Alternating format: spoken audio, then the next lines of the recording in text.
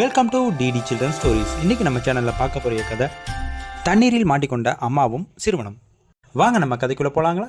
ஒரு ஊரில் அம்மா அப்பா 2 குழந்தைங்கன்னு அழகான குடும்பம் ஒன்று வாழ்ந்துட்டு இருந்தாங்க. குழந்தைங்களுக்கு எக்ஸாம் லீவ் விட்டதுனால டூர் போகலாம் அப்படின்னு சொல்லி ஒரு பிளான் போடுறாங்க. எங்கே போகலான்ற ஒரு டவுட் வரும்போது ஏதாவது ஒரு ஹில் ஸ்டேஷன் போகலாம் அப்படின்னு சொல்லிட்டு கிளம்புறாங்க.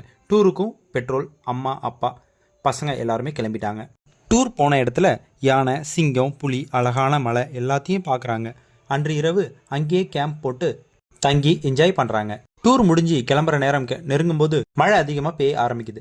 என்ன பண்ணுறதுன்னு தெரியாமல் தன்னுடைய காரில் போய் அம்மா அப்பா பசங்க எல்லாரும் ஏறி உட்காந்துட்டு கிளம்பி ஊருக்கு வந்துட்டு இருக்காங்க. வர வழியில் மழை ரொம்ப அதிகமானதால் செல்லும் பாதை துண்டிக்கப்பட்டது. இதனால என்ன செய்யறதுன்னு தெரியாமல் ஒரு இடம் எப்படி போகிறதுன்னு சொல்லி வழி கேட்குறாங்க. அவங்க இப்படியெல்லாம் செல்ல முடியாது, இந்த ரோடு துண்டிக்கப்பட்டுருச்சு, நீங்கள் இப்படி போக முடியாது, வண்டி இருந்தால் இந்த ஆற்றை கடந்து போகலாம் அப்படின்னு சொல்லி சொல்கிறாங்க. அதனால் என்ன செய்யறதுன்னு தெரியாமல் அப்பாவும் அம்மாவும் பேசிகிட்டு இருக்காங்க. அப்பா தன்னுடைய ஃப்ரெண்டுக்கிட்ட கால் பண்ணி எனக்கு உன் வண்டி எடுத்துருவா அப்படின்னு சொல்லி சொல்லவும் அவங்க வண்டியை எடுத்துகிட்டு கொடுத்தாரு. அந்த வண்டியில் அப்பா ஒரு குழந்தைய எடுத்துக்கிட்டு மழை அதிகமாக பெய்யறதுனால வெள்ளத்தில் தண்ணி எப்போ வேணாலும் அதிகமாக வரலாம் அப்படின்னு சொல்லிட்டு அப்பா அம்மா கிட்ட சொல்கிறாங்க. அம்மா சரி நீங்கள் சீக்கிரம் ஒரு பையனை இட்டுக்கிட்டு போங்க, நான் இன்னொரு பையனை பின்னாடியே இட்டுக்கிட்டு வரேன் அப்படின்னு சொல்லிட்டு போகிறாங்க. அப்பா அந்த கரையை தாண்டி அந்தாண்ட போயிட்டாங்க.